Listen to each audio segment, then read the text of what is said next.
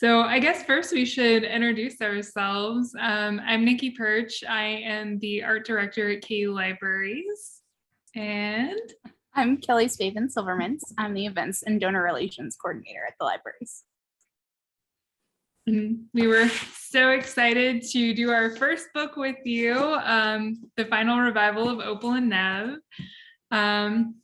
Usually this is a program that, we've done for like 3-4 years now, selecting a book and reading with our fellow Jayhawks. And this is our first time being co-hosts. I was going to say co-conspirators. That's not the right word. So we're really excited to take this opportunity to talk to you all and hear your thoughts on Opal and Nev. Right, we have some structured questions, or we can just jump right in with discussion since we're kind of a small and a little close-knit group tonight. What do you think, Nikki? We could start with one of the structured questions and kind of see where it leads us and go from there. Of course. All right.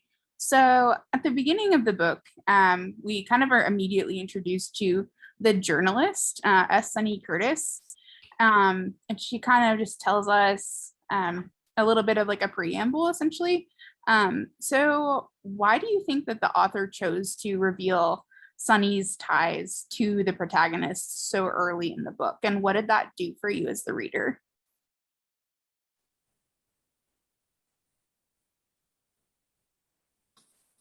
Well, this is Ruth. I would say I really enjoyed getting to know her at the beginning and getting to know her connection, because she works throughout the whole book. I mean, you keep learning more and more, but it was a good way to focus the story through her.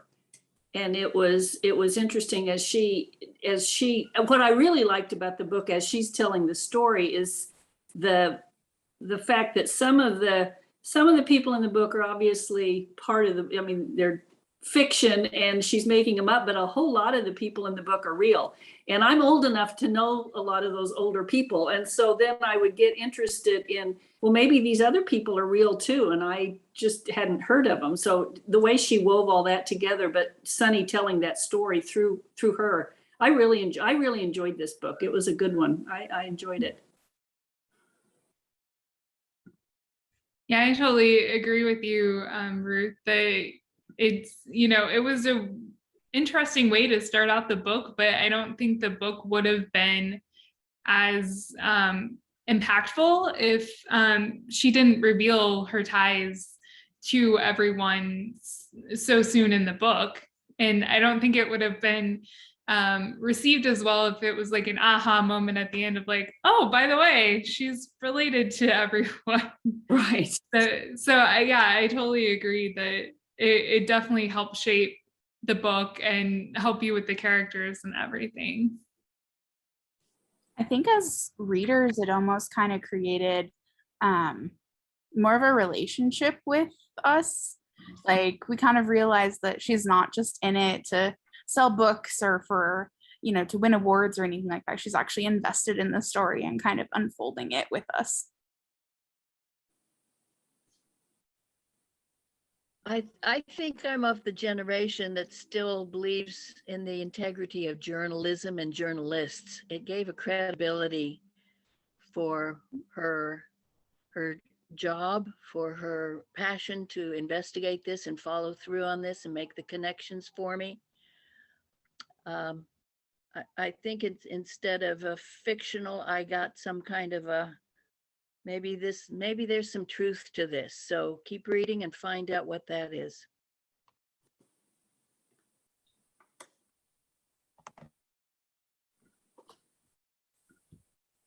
Do you think, Kelly, go to the next question?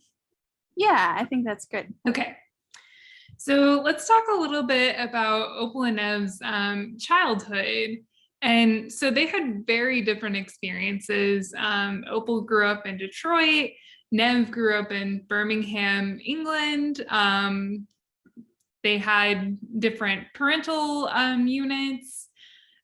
So how do you feel about that? And did you enjoy the flashbacks? And did those kind of help you understand the characters' motivations later on in the books or in the book? I don't know why I made that plural.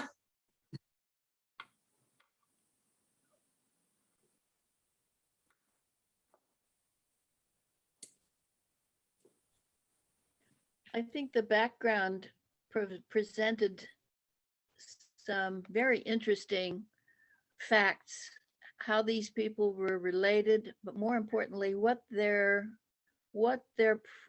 previous years had been like that brought them to the present. I enjoyed the backstories of everyone.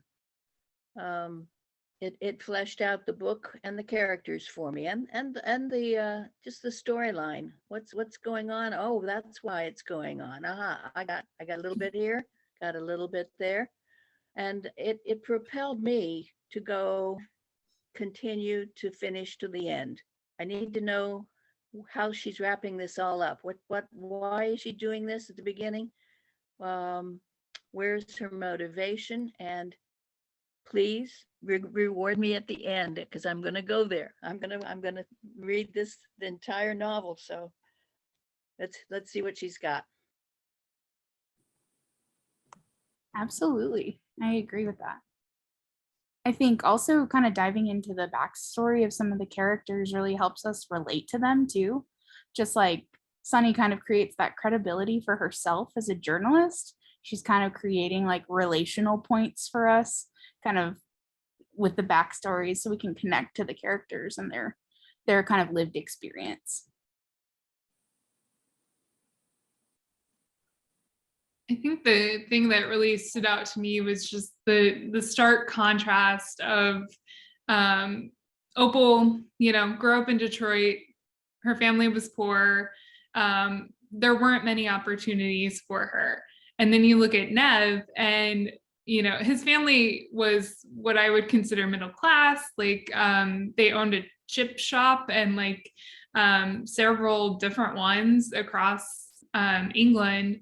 And so he had like way more opportunities. His parents offered to pay for recording sessions when he thought, hey, I could write a song. And the band kind of like adopted him as their little like mascot. So I think to me that like really struck a chord of the unbalance that was there for the two characters too. And that really kind of motivated, I feel like Nev was more motivated by like, oh, well, I've already done this for however many years. I'm already good at, he kind of had an attitude. Whereas Opal, she just kind of, she had to grow into that role a little bit more. Yeah, I think knowing the backstories and their background, it really also adds to the fact this is a good story of privilege. He had privilege, she had nothing, and that's typical in this world for a lot of people. And I thought the author did a really good job of describing that without just coming right out and saying it, but just the way she described the people and their stories and what they went through was really very good at describing reality for a lot of people. Absolutely. I think it also kind of naturally tees up our next question too, with that, the examination of like privilege and that life experience. Thinking about like the Rivington Showcase and how that was such a pivotal moment in the book. And there's such a stark contrast between like Opal's recollection of it and Nev's. So talk to me about what you thought kind of created that stark contrast, and like why do you think it happened?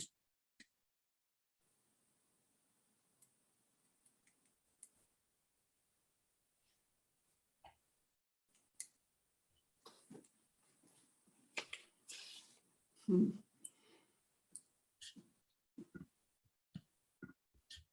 I think for me, like what I kept picking up on was Nev kept saying, well, I don't recall, or I don't remember exactly, and was kind of trying to play it off. And I felt like his motivation there was that he still wanted to be seen as an ally when really that wasn't the reality.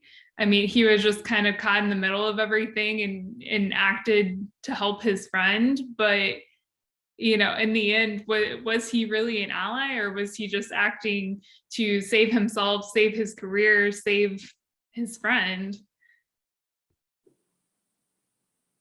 Well, how much of that trauma did he cause? He was the cause of probably some of it. Allegedly, yeah. I believed every word when they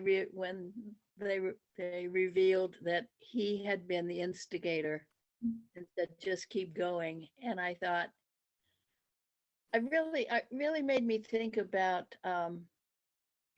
black entertainers back then, and how some of them really had to leave the country in order to get what was their due, that they had the talent. If they had to compete with a white, male or female, it was always, I think, more than you got to be twice as good. I think you got to be 3, 4, 5 times as good in order to get equal billing here, to be treated as an equal. And I think she thought she was there for a while. And when she found out she really had never, ever been his equal, I turned on him immediately, of course, when I read that section. I thought, here we go again. If you don't have to leave the country in order to continue your career, I don't know how you live with the bitterness and stay where you are and not either leave or move on your own.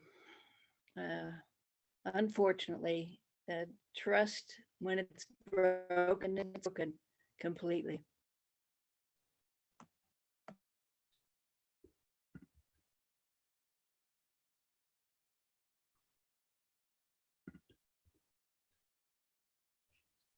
All right, I think we'll go to one of my favorite questions that I like to ask. And I feel like we've asked this one before, but for different books. So if this was made into a movie or a TV series, who would you see as Nev, and who would you see as Opal? Like what actor or actress do you think would be a good fit? There's so many good choices. I know.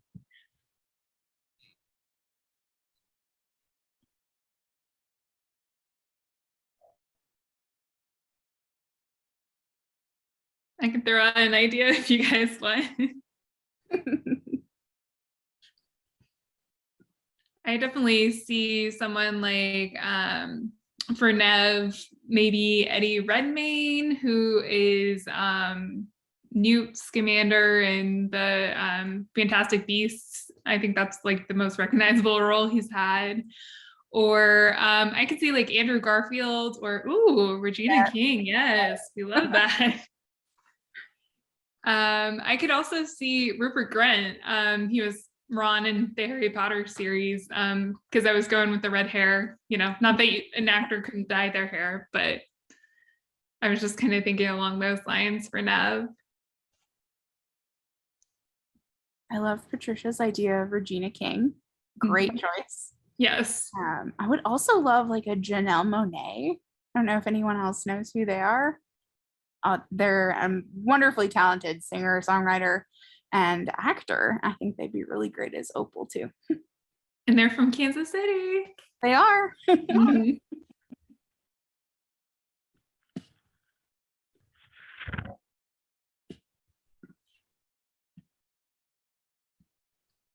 You know, I've seen Ed Sheeran do some extemporaneous acting, trying to be the bad guy. I'd love to see him. That I would think he'd take this one and just chew it up on screen. Yeah. I had thought about him too, or maybe like Harry Styles if he wanted to like change his whole look, because I was trying to think of like musicians who could cross over into acting too, because you kind of have to be a musician to do like more of a musical role. That'd be fun. I think we're all cementing our future roles as casting directors right now.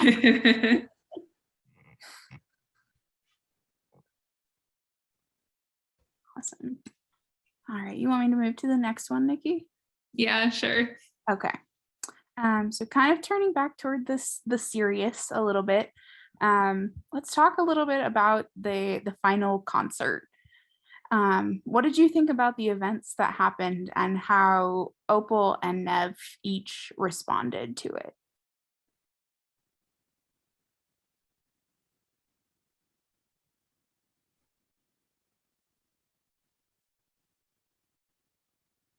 I don't think it surprised me either of them and their reaction. I was not surprised. I felt good for Opal, and I just shook my head at Nev. I just thought, yeah, typical.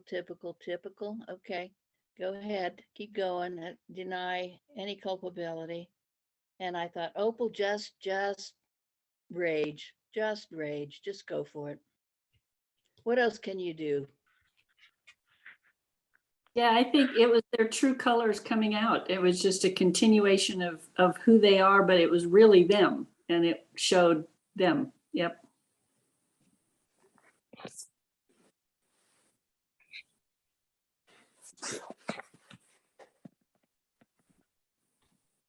No, they're long gone as couples, but I kept thinking about what must have been like to be Sonny and Cher and to be Ike and Tina Turner. It's so similar with the male there, that once the female's obvious talent outshone, outperformed, it had to lead to a split. It's the male ego. Yeah, and there are so many complicated intersections there too, right? Like, Oh yeah. You're working together, you're trying to navigate as a couple. There's so many dynamics at play. It's very painful to watch those two couples over the years. Mm-hmm. And as I read this book, I just thought, this has got to be hell.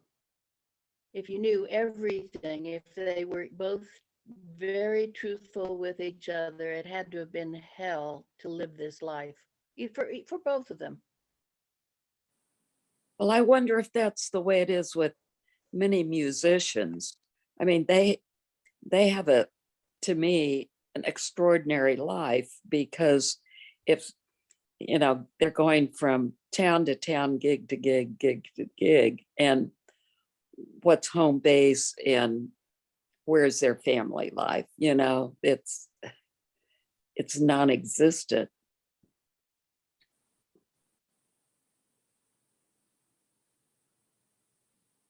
I'm sorry I joined late, but have you all said how much?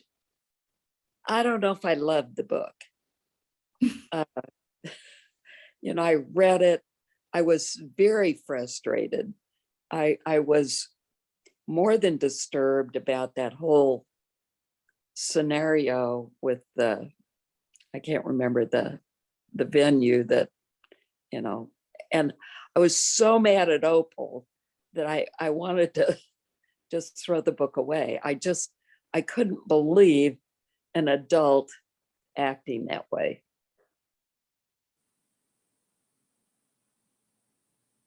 You know me, Michelle, I can't keep my mouth shut. Hey, we welcome all opinions. Mm-hmm.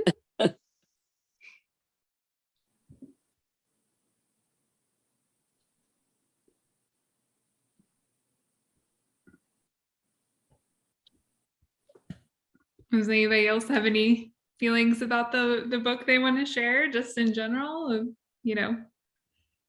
Were you mad at Opal too?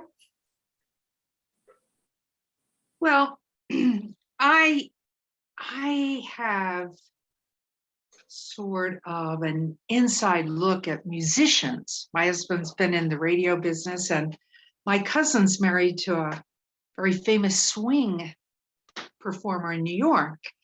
And for years, she would tell me about the singers that would join Vince Giordano and the Nighthawks, that they would get these singers, and the music is from the 30s, mostly 40s. And Vince always took this position about his singers, that they're, these are people like with Feinstein and stuff, Michael Feinstein, that these women have very trained voices, but they don't always have a kind of a predictable day. And, but his musicians always were flipping over, and, then they have to carry all this equipment and set it up and tear it down and set it up and tear it down. And they were doing weddings and sleazy clubs, and then, movie stuff and all of that. And so, of course, I've worked in the inner cities, Chicago and Kansas City, and the whole thing of being Black, coming up, worked in Detroit, coming up out of real serious poverty, and having a strong voice, a beautiful voice. Of course, you see that in Mexican culture, which is what my husband's business was, music. These very talented singers, that come up out of nothing. And I was captivated by Opal. And with Nev, I have this photo file of the Rolling Stones.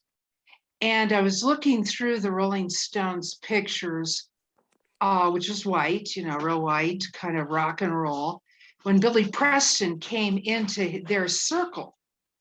And Billy Preston, as a Londoner, as with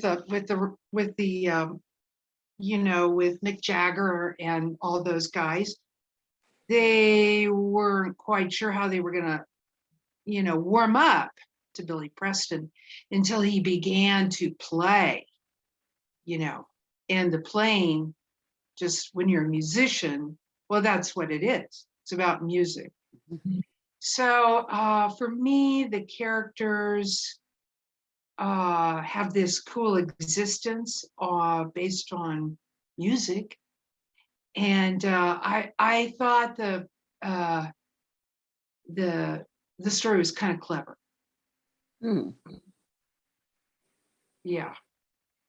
They're not all paid well, then they're paid well, and a lot of crummy realities about, and then some are so they endure, they're real professional and picky about their clothes, about who stands around them, stuff like that. So anyway, that's my contribution tonight, listening to that.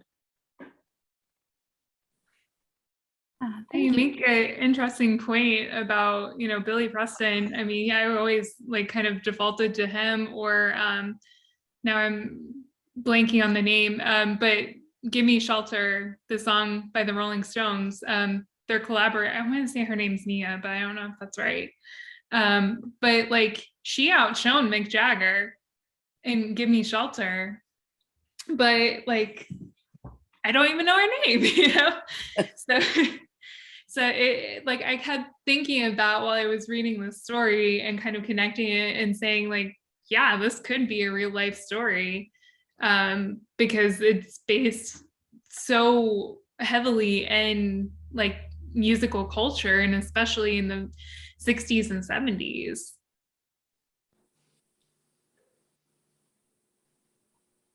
And it's so interesting to think about how music is kind of this universal language almost, that has an ability to connect so many people from so many different backgrounds and those lived experiences again, right? But I feel like this book is kind of providing us a really interesting way to think about it, and how the people who create music also have this really fascinating kind of trajectory that we might not normally think about as people who maybe just enjoy music.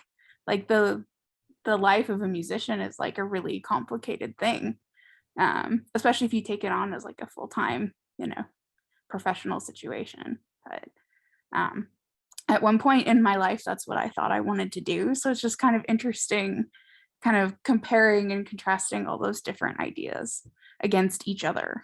But I really enjoyed Opal's character that she developed just based on fashion. I mean, how many women do that? And you're just mesmerized by the outfits. The talent is there. I think if they were not as showy, you would see the talent and recognize that first and foremost. But with like Cher, like Tina Turner, like Lady Gaga, you're so, I mean, they walk on stage and you go, wow, what an outfit. How did they think of that? And then maybe if you're not so distracted, you're looking and listening to the voice, the timbre, the dancing. I know it seems like that's secondary, especially now with Lady Gaga. I mean, every time I see her, I go, oh, I enjoyed that part of the book and her very talented costumer. So Jackie brought up a great point. Let's talk about Virgil a little bit. He was one of those characters that he was kind of, you don't really think about the fashion, and he kind of brought it to the forefront of this book a little bit, and kind of that behind the scenes, being a musician, having to choose what to wear on stage, and so people will pay attention to you. What did you guys think about Virgil? Well, I thought he was very creative, and I felt, I kind of felt sorry for him because, I felt like he had a lot of talent, but was his talent utilized to the fullest? I liked Virgil too. I could relate to him. He's like a half a dozen people I met in Kansas City that used to, I don't know, near the Art Institute, and they were always kind of pulling together events and stuff. There's a lot of great Virgils out there. There are. I don't think performances can even get lifted off of an idea, except in Lawrence, unless there's a Virgil. So are you in New York? No, I'm in Albuquerque. Oh, in Albuquerque. Okay. Yeah. No, my cousin's in New York. Her job is really the ticket taker and the manager, but in the early days when they got going, was always on the phone as she was learning her spot. And it's well, in New York, there's a lot of freelancers, and they learn this volumes of music, and but it is about the combination. See, Nev and Opal were a really good combination, and that's what keeps them rolling up. It's all about that combining of voices and personalities. It is a performance. Have you already talked about? Nikki, have you already talked about Jimmy? No, not really. What did you want to talk about? Well, in the scope of things, he definitely was a minor character, but he really was a major character in the whole story. And I don't know. I guess I just felt sorry for him all the way around. Yeah, he was kind of in a hard place, being like kind of an honorary band member, and basically being hired to do the Rivington showcase, and then the tragedy that happened there. I mean, he was just kind of stuck in the middle, unfortunately, and nobody could save him. Yeah, but were you surprised? And I don't want to usurp your questions. Oh, no, you're good. Were you surprised at the relationship that Opal had with his daughter? That's a good question. I mean, a little bit, but I also kind of like felt after everything that happened with the Rivington showcase that she definitely felt guilt about her role and her actions that ultimately led to Jimmy's death. And so the one way she knew how to, like, I guess, make it right, but that's, I mean, you can't really make it right, was to make sure that his daughter could be successful in life and that she was taken care of. And, you know, the other person that I thought we didn't really learn much about was Jimmy's wife. And I've forgotten the daughter's name. Sunny was, but Yeah, Sunny. her name. As that woman, how do you think she felt when those checks started coming?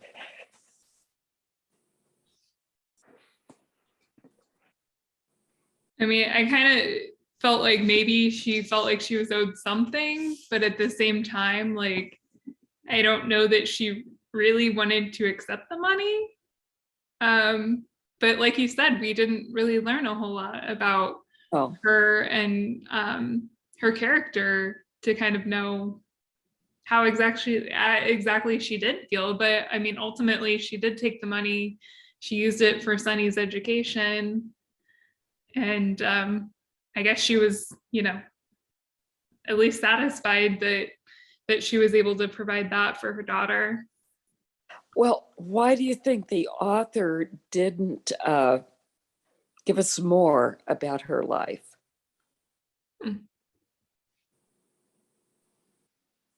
I might have gotten cut by the editor. Well, that's true. You know,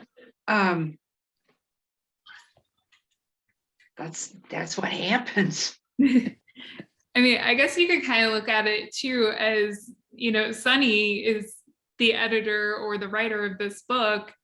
Did she want to reveal that much about her mother? Did her mother want any of that information kind of revealed? Like maybe her mom read it before she submitted it for publishing and her mom was like, no, take that out. Yeah. And that could be too. Mm-hmm. And with me, I didn't miss any of it. Did any of you miss knowing anything more about the mom? I really didn't. There was so much else happening with the other characters that I don't know that I wanted to invest in yet another, in my perception, another minor character. It's fair because we already had Rosemary and Pies, what was the name of the kind of jerk producer guy? Howie. Like we had several kind of like more minor characters that we knew a little bit about, but not a whole lot. Mm-hmm.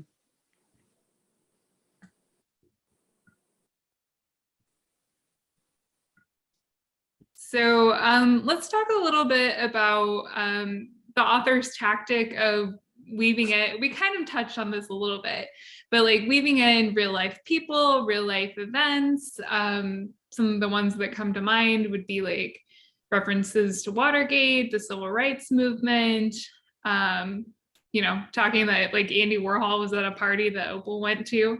So how did that affect you as a reader?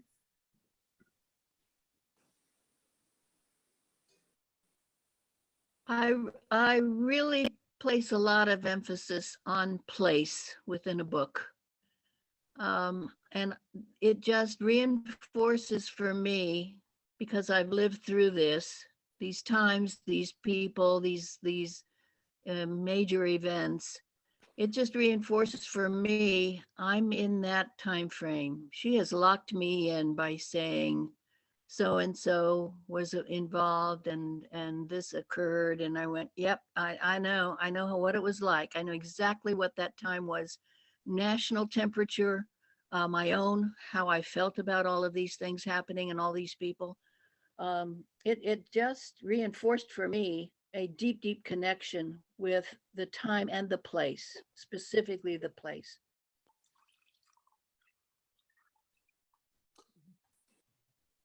It's almost like it kind of creates this little pocket of a scene that you as a reader can kind of just drop right into. You're like, okay, Yeah. I see it all built around me. Like it, let's go. It makes sense. Yeah. Yeah.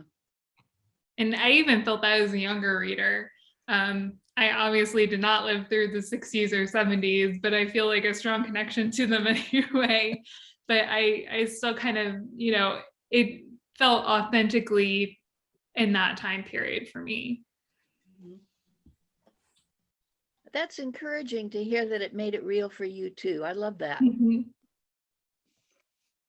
Yeah, it definitely made it real for me because of the way she had clearly done her homework on, like, describing Dick Cavett's show. I watched Dick Cavett, and her description was right on the money. So she clearly did her homework. So for those of us that remember the time, it made it very real. And it's good to know those of you who weren't around during that period of time, you could connect with it. That's cool.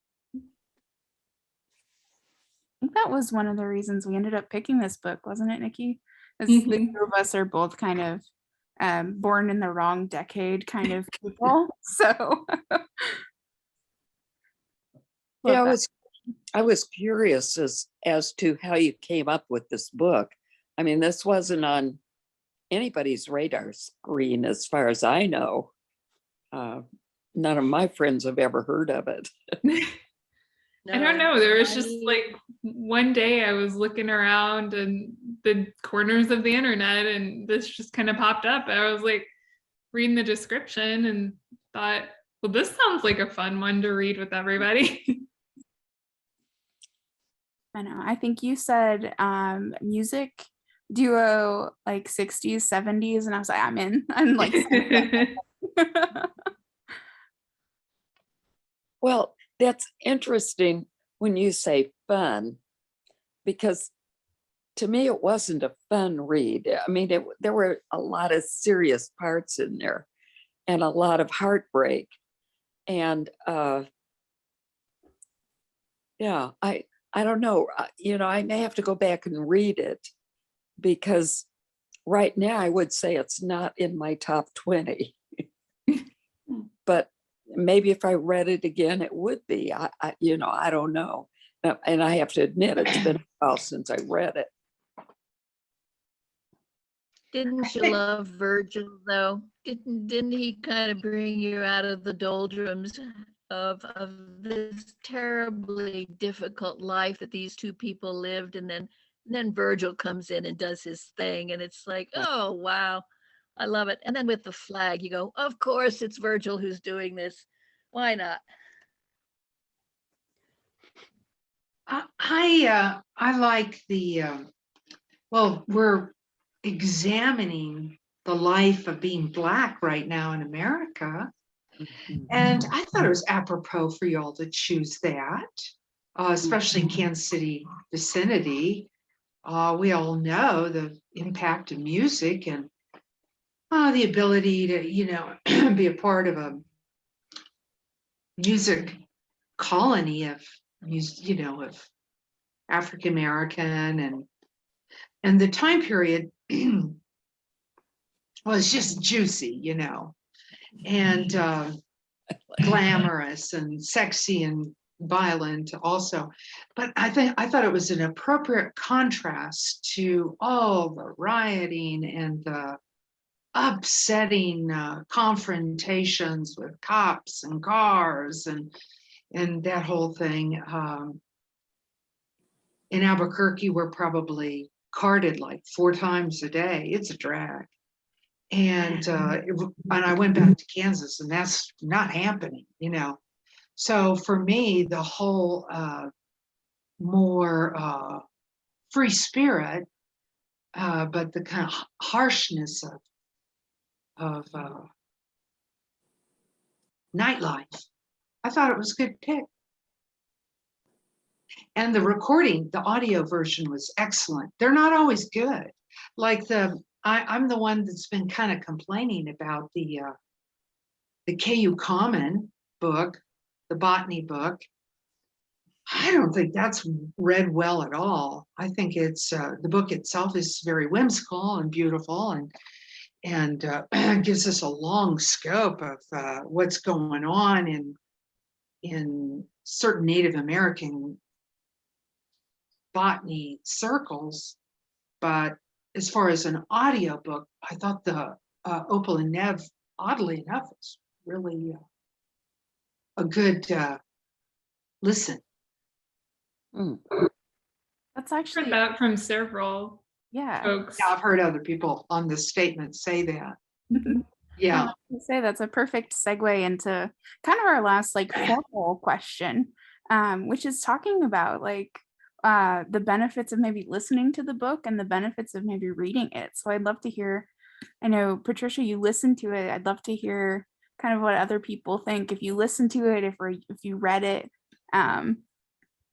if you did both, then tell us what your comparison is. Well, I read it, but now I'm wondering if maybe the audio would have been, I don't know. Yeah, I was thinking the same thing. I read it and I thought it was a really good book, but now I'm tempted to listen to it and see how I feel that way, because I haven't done that. Yeah. Oh, it's good to listen. And then now I'm just getting into Regina King and her performances, you know. I think it's a cool niche of that audio book. I recommend, they tell you to read and listen to the book. Has anybody ever had the physical book in hand and listened to it as they're reading it? I mean, as they have the book in hand and they're listening. I wonder what that's all about, how that would feel. You know, the book we did on the Galvins in Colorado? Oh, yeah. I had the book and the audio. And it was upsetting for me. It was so upsetting for me, that book. Yeah. Oh my God, that was a hard one. But so this one was like a nice change.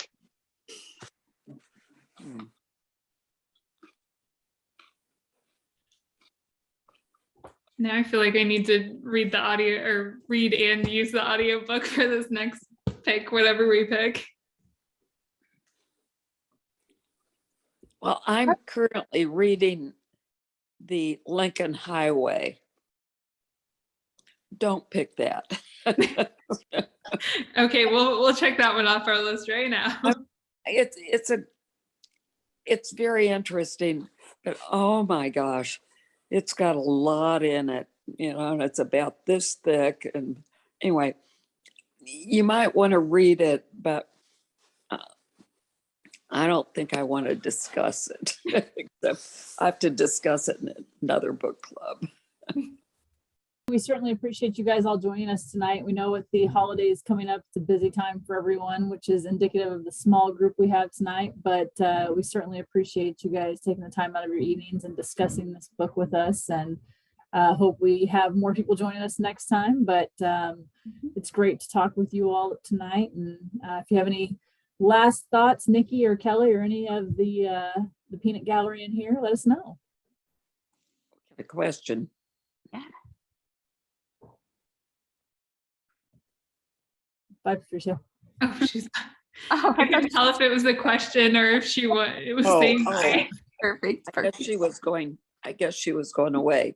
All right. Happy holidays, everybody. Yeah, you too. Thank Happy you. holidays. And Holidays. we will announce a new book in the new semester. Okay. Sounds great. Yeah. I'll be waiting. I know you're always on our case, but we love it. And I want to win a book one day. Yep. We'll work on that one. Okay. All right. Happy Yeah. holidays, ladies. Happy holidays. You. Everyone. Thank you.